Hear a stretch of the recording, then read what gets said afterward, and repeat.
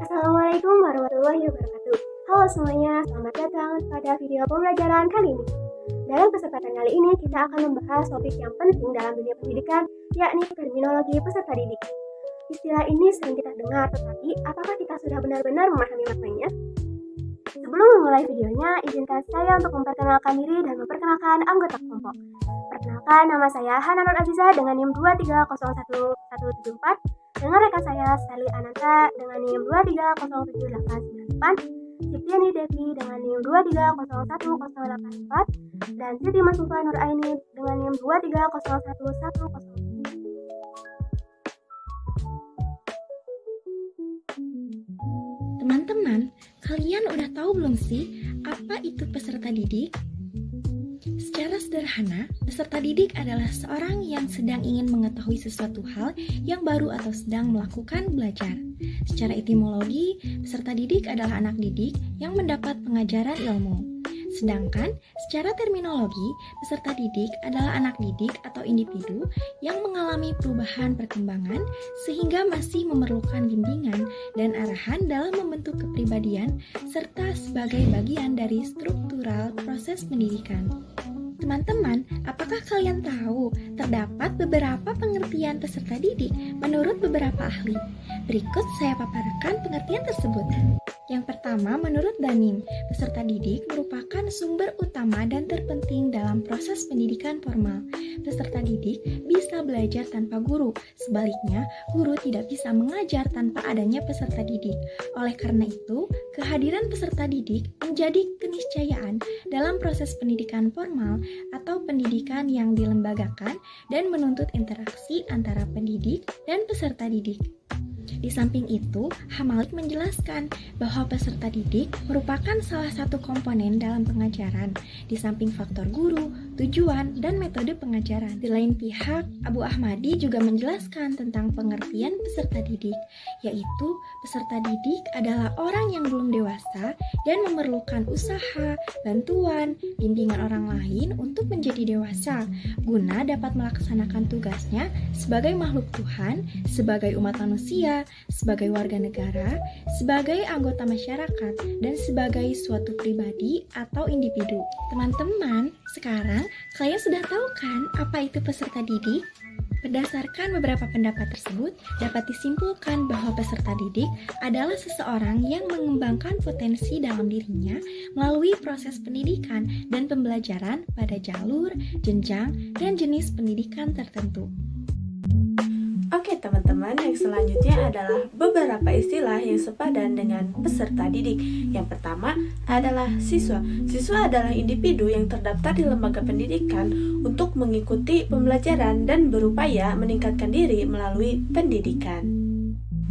Yang kedua adalah murid. Murid adalah anak atau individu yang sedang belajar dan menjadi komponen utama dalam pendidikan, dan keberhasilan pendidikan diukur dari pencapaian mereka. Yang ketiga atau yang terakhir adalah pelajar. Pelajar adalah peserta didik. Kenapa disebut pelajar? Karena mereka mengikuti pembelajaran dalam pendidikan formal, yakni pendidikan di sekolah. Yang selanjutnya adalah perbedaan makna antara murid, siswa, pelajar, dan peserta didik. Yang pertama adalah murid. Murid adalah sebutan umum untuk orang yang sedang belajar pada seorang guru. Contohnya, murid yang sedang belajar di sekolah, murid yang sedang belajar ngaji, ataupun murid yang sedang belajar pencak silat. Yang kedua adalah siswa. Siswa lebih ditujukan pada murid pendidikan formal, terutama pada sekolah dasar dan menengah. Contohnya, siswa SD, siswa SMP, dan siswa SMA. Yang ketiga adalah pelajar. Pelajar menunjukkan status individu yang sedang belajar di lembaga pendidikan formal, terutama pada tingkat dasar dan tingkat menengah.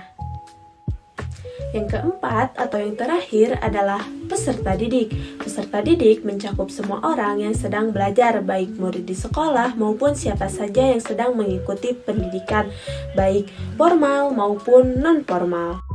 Baik, pembahasan selanjutnya adalah ciri umum peserta didik. Yang pertama, anak bukanlah miniatur orang dewasa. Anak bukanlah miniatur orang dewasa, namun anak merupakan bagian dari orang dewasa.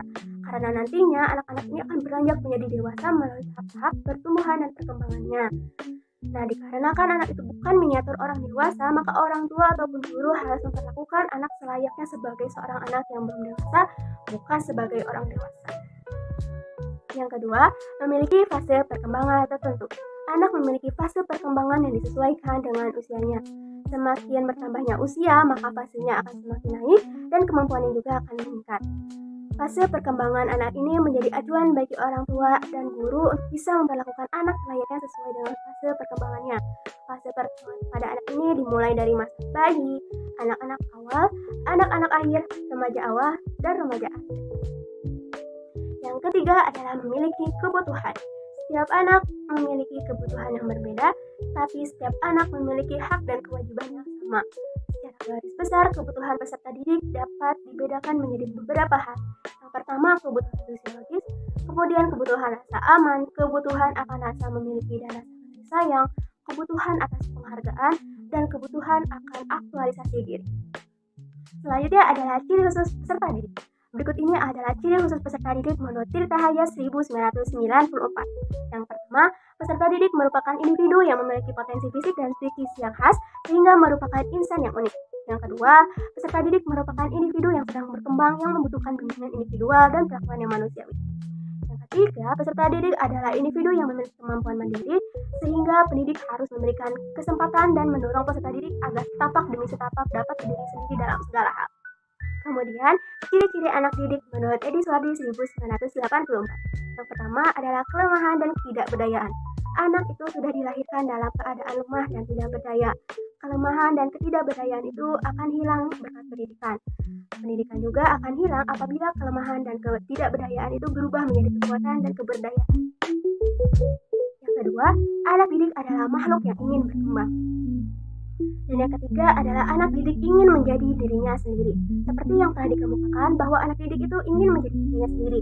Hal tersebut juga penting bagi dirinya karena anak dapat bergaul dalam masyarakat. Nah, selanjutnya adalah karakteristik peserta didik di sekolah dasar. Di sini kami mencantumkan 4 poin karakteristik peserta didik di sekolah dasar. Ada apa saja ya? Yang pertama, senang bermain. Peserta didik terutama di tingkat sekolah dasar memiliki karakteristik yang unik dan berbeda dengan kelompok usia lainnya. Salah satunya, karakteristik yang menonjol adalah senang bermain. Nah, bermain menurut mereka bukan hanya sekedar kegiatan hiburan, melainkan sebuah cara belajar mereka dan juga cara mengembangkan potensi diri mereka. Yang kedua adalah senang bergerak. Nah, karakteristik peserta didik yang senang bergerak adalah hal yang umum dijumpai pada siswa sekolah dasar. Anak-anak usia sekolah dasar umumnya antara 7 sampai 12 tahun memiliki energi yang tinggi dan kemampuan fisik yang sedang berkembang sehingga mereka cenderung sulit untuk diam dan lebih nyaman untuk bergerak bebas. Nah, anak SD umumnya hanya bisa duduk tenang selama sekitar maksimal 30 sampai 40 menit. Lalu yang ketiga adalah senang bekerja dalam kelompok. Anak-anak, terutama di tingkat sekolah dasar, sering menunjukkan karakteristik yang kuat dalam preferensi mereka untuk bekerja dalam kelompok. Kecenderungan ini bukan sekadar keinginan untuk bersosialisasi, tetapi juga mencerminkan tahap perkembangan kognitif, sosial, dan juga emosional mereka. Dan yang terakhir adalah senang merasakan atau melakukan sesuatu secara langsung atau yang dikenal sebagai kinestetik. Nah, karakteristik ini merupakan salah satu gaya belajar yang umum ditemukan pada anak-anak, terutama di tingkat sekolah dasar. Anak-anak dengan gaya belajar ini memiliki preferensi yang kuat untuk belajar melalui pengalaman langsung dan juga praktik. Nah, biasanya anak lebih mudah memahami konsep baru jika dihubungkan dengan pengalaman